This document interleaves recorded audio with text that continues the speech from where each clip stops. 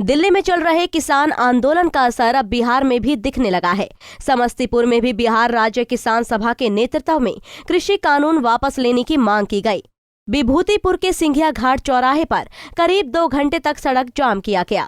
किसान आंदोलन के समर्थन में सिंघिया घाट चौराहा जाम होने से गाड़ियों की लंबी कतार लग गई।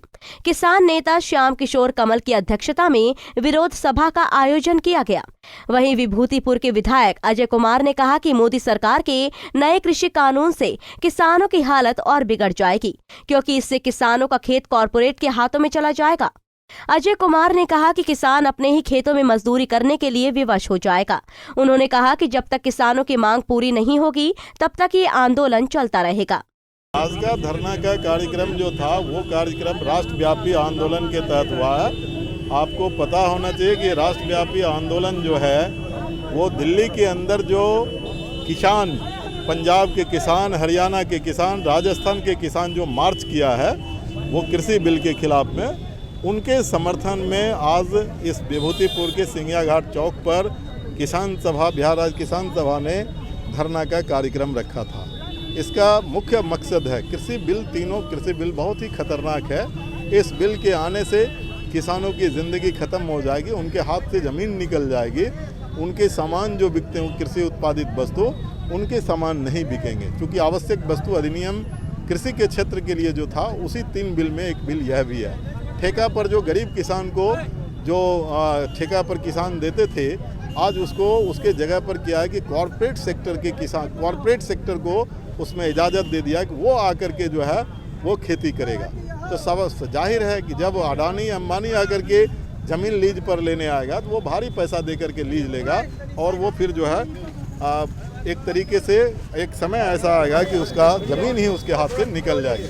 उसके खिलाफ में ये धरना है और ये तब तक चलेगा जब तक कि आंदोलन जो है ये मांग पूरा नहीं होगा।